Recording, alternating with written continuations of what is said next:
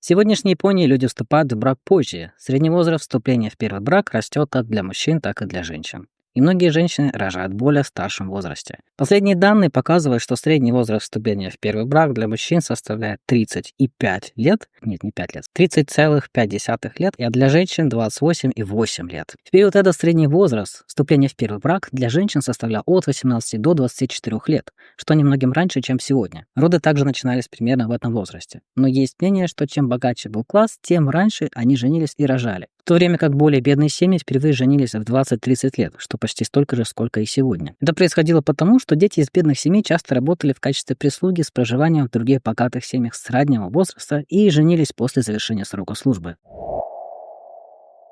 Так сколько же детей рожали женщины в период Эдо за свою жизнь? К сожалению, мы не знаем. Точной статистики нет, но основываясь на записях того времени, считается, что лишь немногие женщины оставались одинокими на протяжении всей своей жизни. А те, кто выходил замуж, рожали за свою жизнь около 5 детей. Во время беременности, если женщина заболевала или возникали какие-то другие проблемы, она принимала лекарства, как и сейчас. Один рецепт, которому многие доверяли, был написан в книге акушерства Чуджорю. Школа акушерства Чуджорю была основана Чуджо Татеваки, феодальным самураем княжества Сендай. Он служил Тойотоми Хидеёши во время войны и лечил раненых в качестве врача. В мирное время он занимался акушерством. Однако многие из его советов были нелогичны и могли потенциально ухудшить состояние. Например, в этой книге говорится, когда мать часто теряет сознание, даже если больше ничего не происходит, она должна знать, что ребенок засовывает свою руку ей в горло. Поэтому добавьте в воду для ванны молотый плод индиго. Плоды индиго – это индигофера красильная. Я не знаю, кому это понадобится, на всякий случай. Она используется в традиционной китайской медицине и считается, что отвар из плодов эффективен для детоксикации, остановки кровотечения и лечения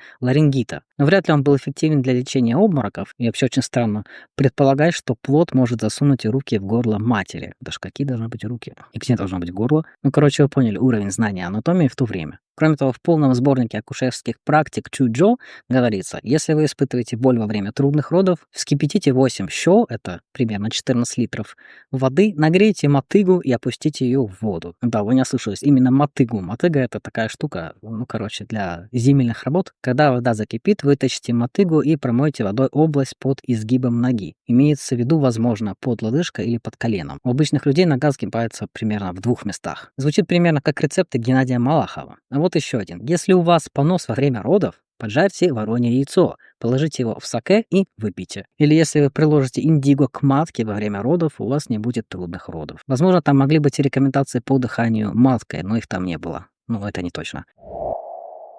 Роды считались нечистым занятием, поэтому в древности женщины не рожали дома. Эта идея исходит из буддийских учений, которые относятся с отвращением к крови. Во всем мире, будь то христианство, ислам или индуизм, деторождение считается нечистым. И на данный момент в том числе. В христианстве говорится, что поскольку первая женщина Ева согрешила, женщины вынуждены страдать во время родов. Логичное, конечно, наказание, ничего не скажешь. И главное, справедливое, как обычно бывает в религиях. Как будто больше не нашлось других объяснений сложности процесса родов, и они такие, а давайте вот это. Ева же виновата.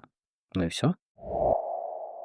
В те времена, когда не существовало современной медицинской системы, рожать ребенка в антисанитарных условиях было крайне опасно. В ту эпоху не только жизнь ребенка была под угрозой, но и у беременных женщин был очень высокий риск материнской смерти. А также были распространены аборты, о которых у меня есть отдельное видео.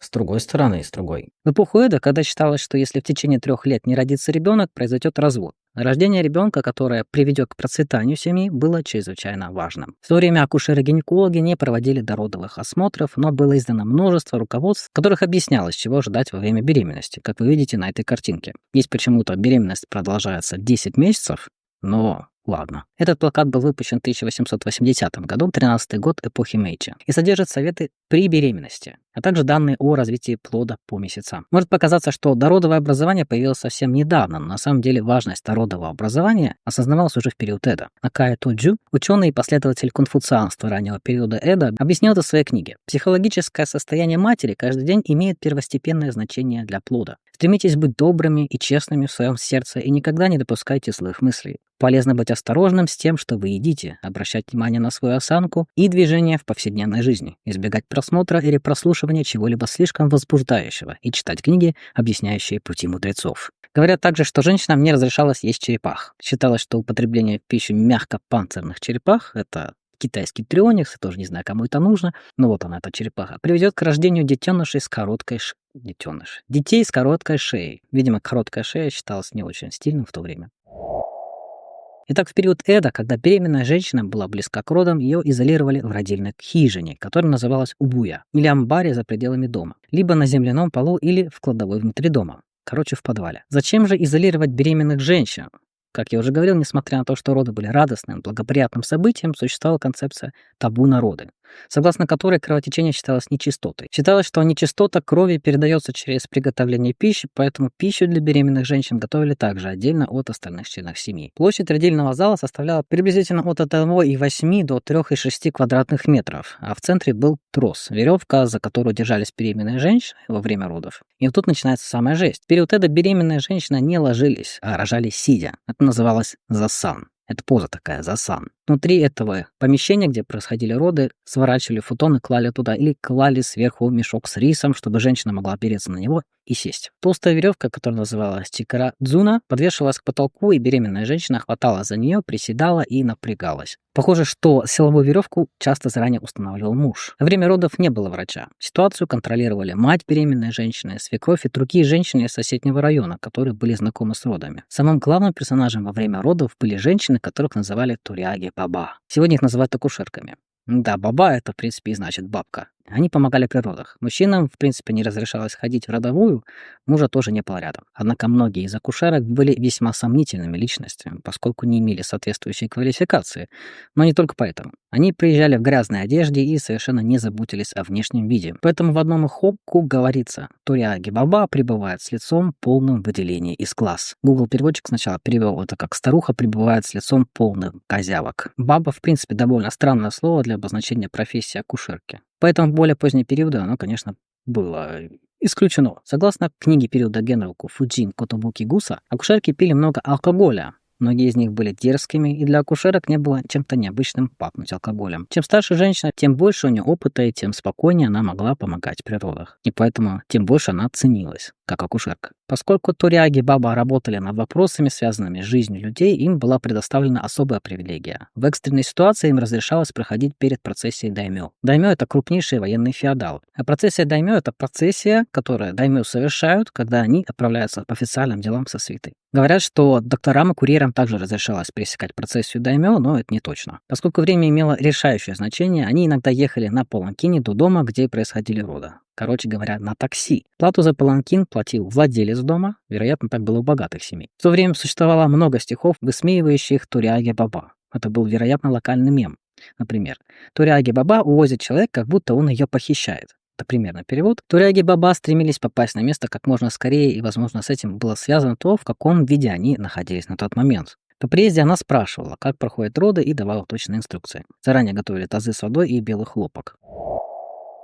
По мере того, как боль от родов усиливалась, женщина приседала и иногда висела на веревках, которые свисали с потолка, и меняла позу, чтобы терпеть боль. Акушерка иногда поддерживала ее сзади. Кроме того, в период это считалось постыдным шуметь во время родов, поэтому женщины рожали тихо, стиснув зубы. Подтверждением этому служит история Мориса Дюваля, французского морского офицера, который жил в Японии в начале периода Мэйджи. На следующее утро, после того, как Дюваль становился на ночь в особняке высокопоставленного японского чиновника, хозяин дома сказал ему: «Я уверен, что вы вчера много слышали. Моя жена родила мальчика ночью». Когда Дюваль это услышал, он не мог поверить своим ушам. Это потому, что он не слышал никаких стонов и криков, которые обычно сопровождают роды. Когда он встретился с женой хозяина дома после родов, он похвалил ее за терпение, но она ответила: «Будет выглядеть глупо, если я буду кричать во время родов». Даже после родов для женщин продолжались пытки. После родов женщин заставляли сидеть на футоне с приподнятой головой или своеобразном кресле, специально предназначенном для женщин в послеродовом периоде. И им не разрешали спать в течение 7 дней. В это время запрещалось также находиться на ветру и мыться. Если поднималась температура, рекомендовалось не удивляться и не пугаться, не плакать и не горевать, не скучать и не испытывать голода, не есть сырую рыбу, не ковырять в зубах зубочисткой, не стричь ногти, не охлаждать руки и ноги водой и не потеть. Шутка про «я запрещаю вам срать» не была шуткой в период Эдо. Как бы больно это ни было, ей не разрешалось лежать. Например, в вышеупомянутой полной книге по акушерству с рофлами говорится: когда вы собираетесь рожать, не наклоняйтесь в сторону женщины, которая вас держит. Не поворачивайте голову, даже если чувствуете боль в груди или животе, так как это вызовет боль, когда ребенок попытается перевернуться. В книге также говорится: облокотитесь на что-нибудь и слегка согните ноги. Капните уксус в нос и добавьте в пенящееся лекарство немного детского стула. Даже после родов беременные женщины должны были продолжать сидеть, прислонившись к стене, потому что считалось, что если они вытянут ноги и уснут, то кровь прильнет к голове, и они заболеют. Более того, им втирали в нос уксус и заставляли пить лекарства, смешанное с калом ребенка. Все выглядит так, будто над ними специально издевались. Им и так было сложно, а тут еще и попей говна, пожалуйста. Это испытание длилось несколько дней. В некоторых районах считалось, что если ребенок заснет глубоким сном, демоны похитят его душу.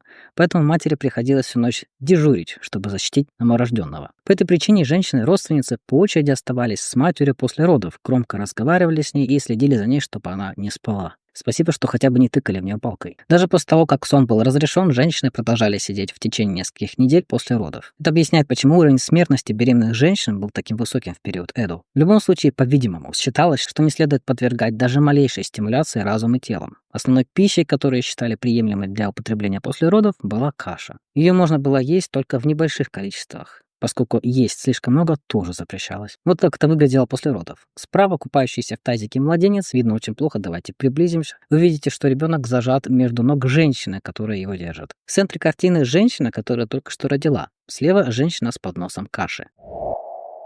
В период Эдо существовал обычай очищать плаценту с помощью саке, затем помещать ее в глиняный сосуд и закапывать в землю. Что касается судьбы пуповины, то ее, вероятно, бережно хранили. У поэта хайку Мацуо Башо также есть хайку, в котором есть такие строки: «В моем старом родном городе я плачу над пуповиной, когда год подходит к концу». Примерно смысл этого стихотворения. Когда в конце года я впервые за долгое время вернулся в свой родной город, я нашел пуповину, и она напомнила мне о моих родителях, и я заплакал. Кстати, считалось, что пуповину можно использовать и в качестве лекарства.